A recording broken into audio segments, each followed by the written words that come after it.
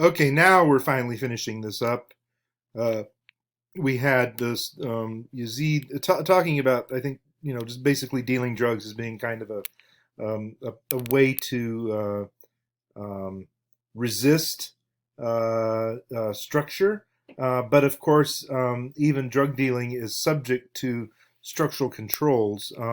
I know that the drug dealers of the Reef are free or were free back early 2000s to do whatever they felt like, so long as they just didn't get too um, um, obvious, right? So when they started building huge mansions up in the mountains, then they would get busted and tossed in prison by the government. That that you got to keep it sort of subtle.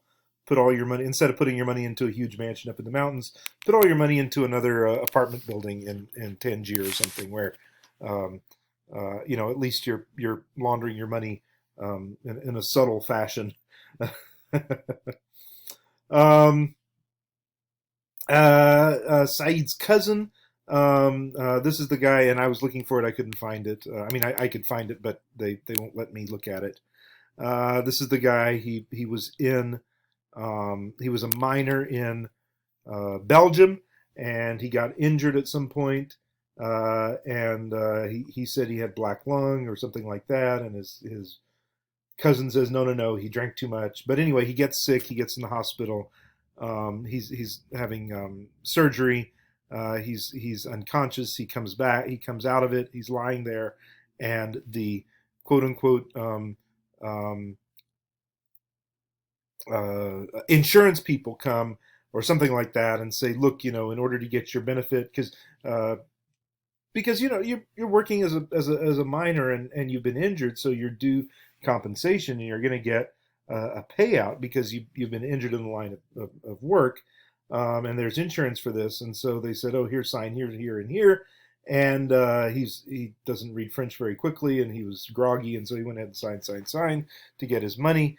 And later, once he's out of the hospital, they're like, "Why did you do that?" And he's like, "What do you mean? I signed to get the money." No, no, you signed to get to release the company from any liability and to relinquish uh, your insurance settlement 100%. So now he's like, "Well, shoot, I'm done."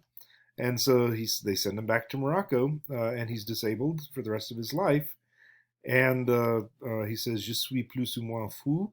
I am more or less crazy. Um, um, he's just laying there, sick, injured, and miserable. Injury, rough living, deceit, poverty, and illness. Definitely, he's a pawn. He has been used up and thrown away by the system.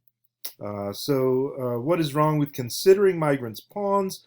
It denies their agency. He made those choices, and even though it didn't work out for him, that doesn't mean he's going to say, "Oh, nobody else should try that." No, he's going to say, "Go ahead. Just be smarter, right? Just you can do it too." Okay, I think we're going to stop there, and you guys have a good week, and we'll see you next week.